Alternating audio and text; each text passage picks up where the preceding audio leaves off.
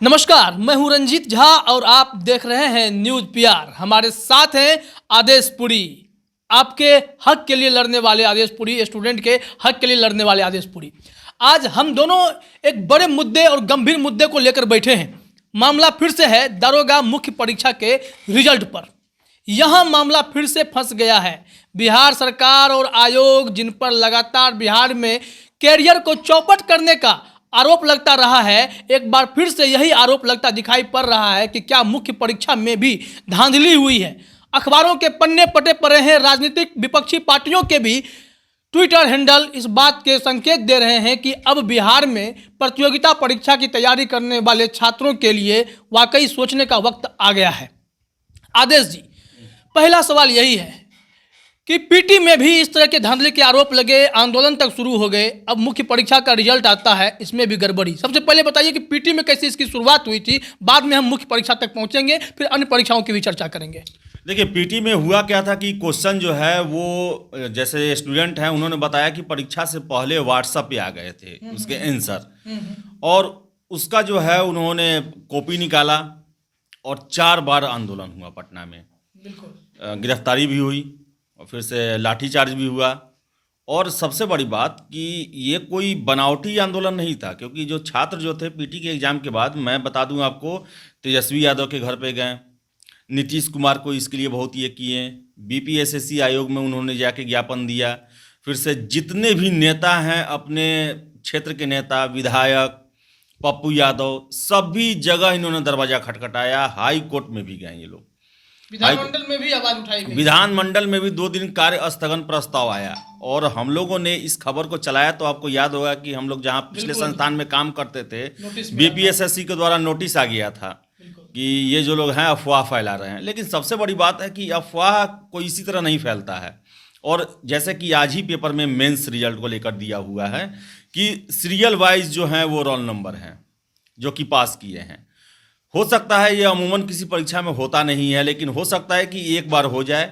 लेकिन 2-2, 3-3 जगह जैसे कि खबरें मिल रही हैं, और लगातार जो छात्र हैं उनका कहना है कि हम 88 किए, 85 किए, कमेंट हमारे इस पे आ रहा है, कोई भी देख सकता है कि वो कर रहे हैं कि हमारा इतना हुआ फिर भी मेरा रिजल्ट नहीं हुआ। और सबसे बड़ी बात बता दूं मैं आपको कि पुलिस परीक्षा में सेटिंग चलती है, क्योंकि सिपाही परीक्षा का जो बहाली चल रहा है वहाँ पर 350 से ज़्यादा कैंडिडेट पकड़े गए हैं जो कि धांधली किए हैं। और ये क्या स्कॉलर थे जो परीक्षा? हाँ, स्कॉलर थे। और मैं आपको बता दूं, कोई ये पहली बार ऐसा नहीं हुआ है। ये इसका इतिहास 1994 से चल रहा है। 1994 में जो बहाली हुई थी उसका केस तक सुप्रीम कोर्ट में चल रहा है। 2008 बैच का केस सुप्रीम कोर्ट में चल रहा है। हर एक परीक्षा के बाद ये धांधली हुआ है। उसमें ऐसा भी हुआ है कि कम नंबर वाले पास कर गए हैं, कुछ ऐसा भी आरोप लगा है कि अनुपस्थित रहने वाले पास कर गए हैं। और सबसे बड़ा आरोप लगा हुआ है कि आज आरजेडी ने ट्वीट करके कल बताया कि एक ही जिला, एक ही जाति के लोग और वैसे लोग जो कि अनुपस्थित रहे हैं उनका भी सिलेक्शन हो गया है। आदेश, इस मामले में तेजस्वी यादव भी पहले भी इस तरह के आरोप लगाते रहे हैं कि नालंदा से ही स्टूडेंट जो है वो, चाहे जो कैंडिडेट तैयारी करते हैं उन्हीं को जॉब मिलता है, उन्हीं की सरकारी नौकरी लगती है, जाति भी वही बताते हैं कि स्पेसिफिक जाति होती है। अब दरोगा मेंस में भी वो यही बात कह रहे हैं कि नालंदा के ही लड़कों को इस तरह के नौकरी में पास कर दिया गया है, मुख्य परीक्षा में पास किया गया। इसमें कितना दम, कितना लगता है आपको? दम तो है, क्योंकि कोई भी जब आवाज़ उठता है तो ऐसा नहीं है कि इसी तरह उठ जाता है। आपको बता दूं, पिछले साल ही 10,000 के आसपास सिपाहियों की भर्ती हुई थी। उसमें ही आरोप लगा था कि ज़्यादातर जो कैंडिडेट हैं वो नालंदा जिला से ही हैं। और ये आरोप लगता है, और आपको बता दें कि पक्षपात कहीं ना कहीं तो होता है, तभी लड़के ये आवाज़ उठाते हैं। और इसमें चलिए हम इस पे बात करेंगे। कंप्यूटर का जमाना है और यहाँ पे मैक्सिमम एग्जामिनेशंस ऑनलाइन हो गए हैं, फिर इस परीक्षा को ऑफलाइन रख करके क्या साबित किया जाता है? क्या यह भी एक धांधली की ओर इशारा करता है?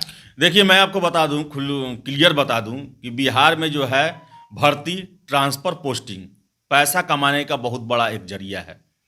और खासकर पुलिस ये सब की नौकरी इतना ज़्यादा अट्रैक्ट करता है लोगों को कि कोई भी आदमी इसमें जो है न चाहते हुए भी गलत रास्ते की तरफ अट्रैक्ट हो जाता है। क्योंकि सबसे बड़ी बात, ये संविदा पर नहीं होती है, सैलरी अच्छा मिलता है।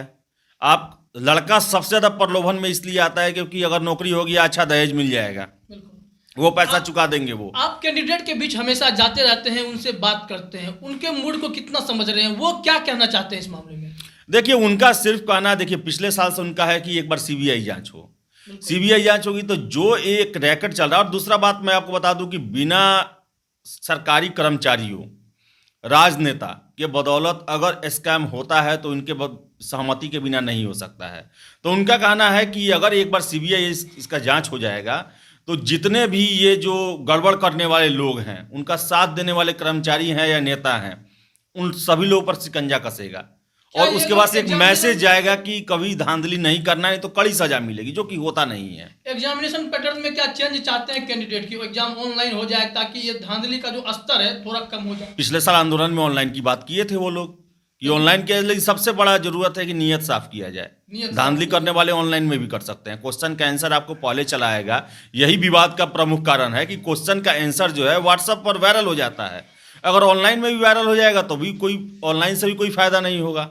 दूसरा बात, इनका प्रॉब्लम क्या है कि आप जो है कार्बन कॉपी नहीं उसमें यूज करते हैं। जब रंगाया जाता है तो और कार्बन कॉपी हमको नहीं पता कि यूज होता है या नहीं होता है, और होता है तो उसको जारी किया जाए, और नहीं यूज होता है तो यूज करवा के ये किया जाए। जब आप पर उंगली उठता है हमेशा, तो आपके तरफ से ऐसा कुछ करना चाहिए जिस पर आप पर उंगली न उठे। बीपीएससी का भी एग्जाम होता है, उसका भी रिजल्ट आता है, धांधली को लेकर नहीं जाता है, क्वेश्चन गलत होने को लेकर कोर्ट में लोग जाते हैं। ये नहीं जाते हैं कि हाँ धांधली करके किसी और को घुसा दिया गया है। लेकिन दरोगा आयोग पर हमेशा लगता है। तो एक चीज और भी छात्रों को, चाहे जो तैयारी कर रहे हैं उनको क्लियर होना चाहिए, जो ओएमआर सीट पर जो गोला जो भरा जाता है, तो आजकल तो पेन का इस्तेमाल किया जा रहा है, तो क्या इसका अब क्या विकल्प? जैसे धांधली या सेटिंग की जब बात आती है तो इसमें क्या किया जाता होगा, संभावनाएं क्या है? देखिए इसमें कहा जाता है कि वो खाली छोड़ देते हैं या फिर उतना ही रंगते हैं जिसके बारे में 100% वो जानते हैं। मान लीजिए एग्जाम्पल में 100 क्वेश्चन है, आपको 40 ही आ रहे हैं, आपने 40 करेक्ट रंग दिया। उसके बाद जो छात्र आरोप लगाते हैं कि भीतर में रंगा जाता है, मीन्स कहने का मतलब जिसको आपने पैसा दिया है, जो सेटिंगबाज है, उसको ओएमआर सीट पर आपको 25 और रंग दिया, कट ऑफ में आप चले गए। या फिर आपने खाली छोड़ दिया, वो आपके बदले में 80-85 रंग देंगे। ऐसा आरोप लगता है, हम इसकी पुष्टि नहीं करते हैं, लेकिन ऐसा आरोप छात्रों का कहना है कि भीतर में ऐसा ही होता। लेकिन एक बार और मैं बात बता दूं आपको, सचिवालय का एग्जाम हुआ था 2012 के आसपास, 12-13 में हुआ था एग्जाम, 10-11 में। तो उसमें 24-25 लोगों को इकोनॉमिक ऑफेंस यूनिट ने स्ट्रांग रूम में पकड़ा था, जो कि उस संस्था से संबंधित लोग नहीं थे, बाहरी लोग थे।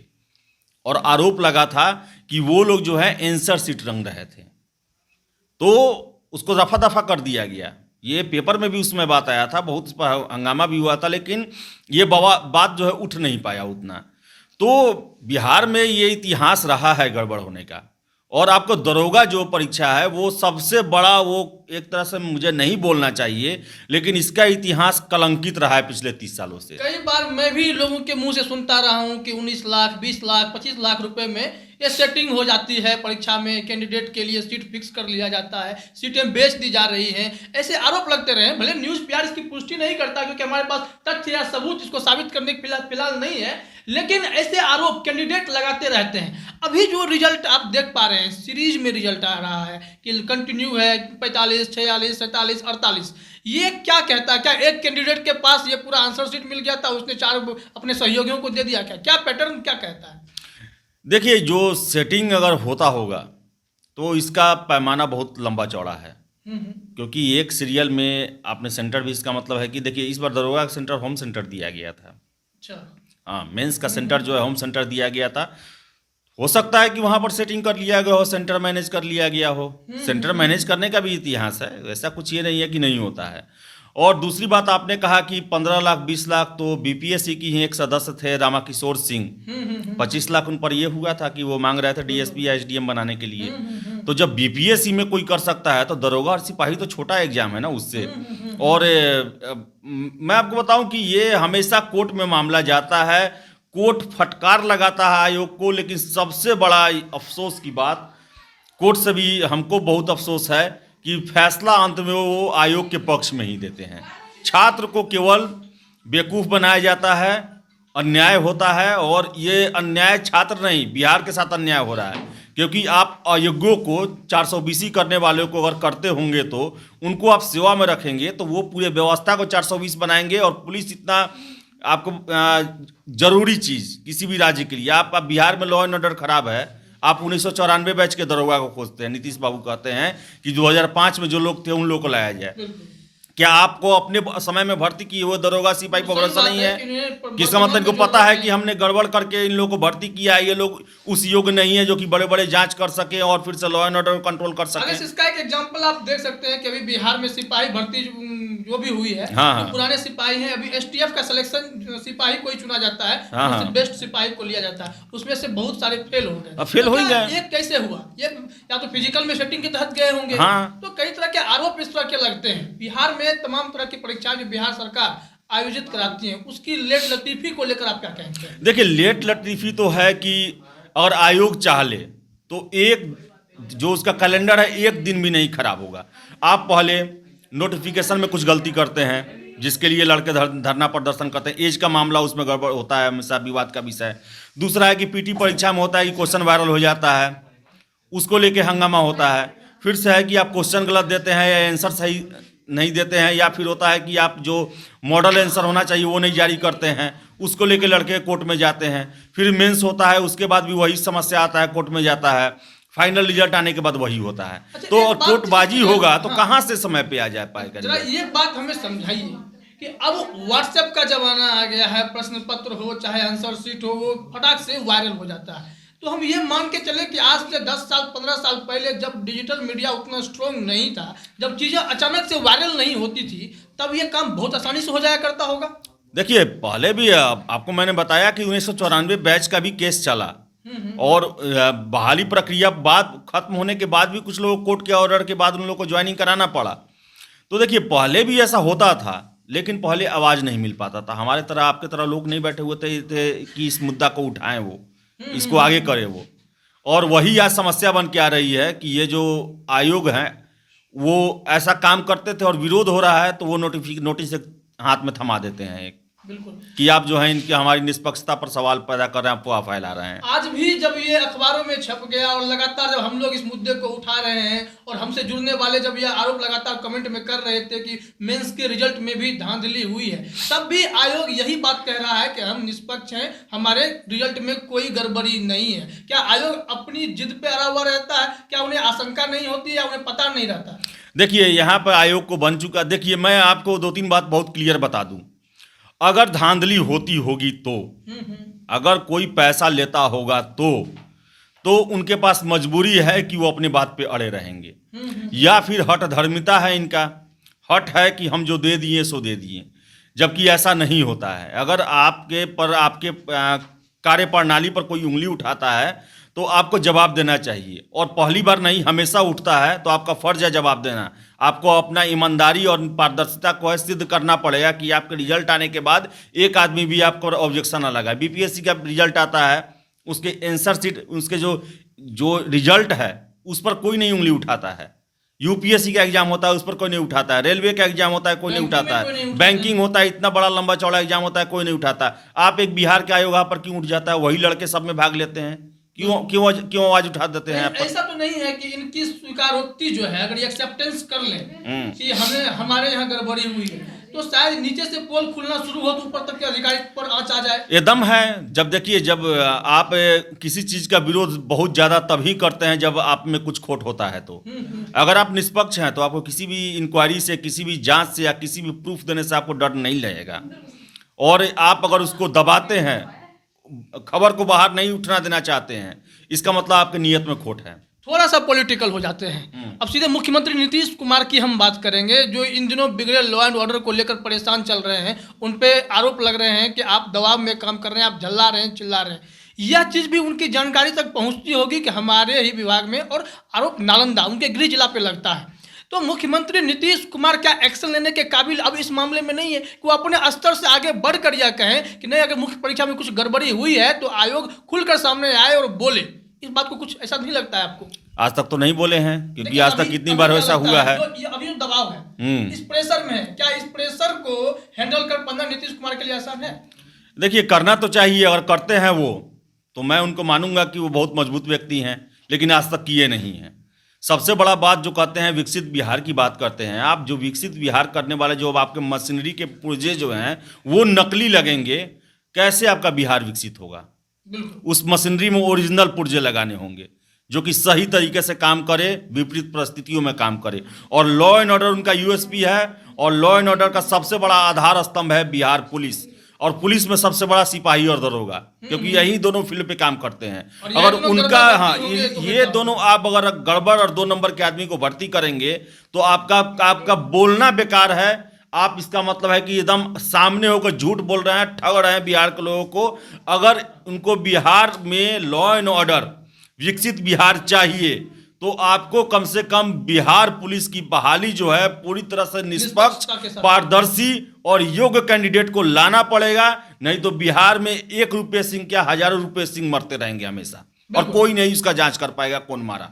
तो अभी आप समझ रहे थे आदेश से कि इस बार जो गड़बड़ियां हुई हैं वह बातें बहुत दूर तक जा सकती हैं। मुख्यमंत्री नीतीश कुमार तो इन दिनों दबाव में हैं ही, साथ ही साथ आप जब जाते हैं थाना में, या पहले से भी लोग कहते हैं कि थानेदार सुनता नहीं है, या कोई केस हो जाता है, FIR हो जाने के बाद भी कोई थानेदार केस को लटकाए रहता है, जाँच नहीं कर पाता है, उसके निष्कर्ष तक नहीं पहुँच पाता है। तो हम लोग ये मान के चलते हैं कि अगर इस मामले में कोई स्पष्टीकरण नहीं आता है तो हम मानेंगे कि ये धांधली होती है, और धांधली के तहत कोई भी व्यक्ति अगर थानेदारी करेगा, दरोगा बनेगा, सिपाही बनेगा, वह काम सही नहीं करेगा। ऐसे में आम जनता को न्याय मिलना भी काफ़ी हद तक मुश्किल हो जाएगा। तो जरूरी है कि इस मामले में निष्पक्ष जांच हो और साफ साफ बातें सामने आ जाएं। हमारे और आदेशपुरी के तरफ से अभी फिलहाल इतना ही। इस मामले से जुड़े जो भी अपडेट्स होंगे लगातार आपके बीच आदेश लाते रहेंगे, हम लाते रहेंगे, हमारी टीम आपको यह जानकारी देती रहेगी कि इस मामले में हुआ क्या है। आपका बहुत बहुत धन्यवाद।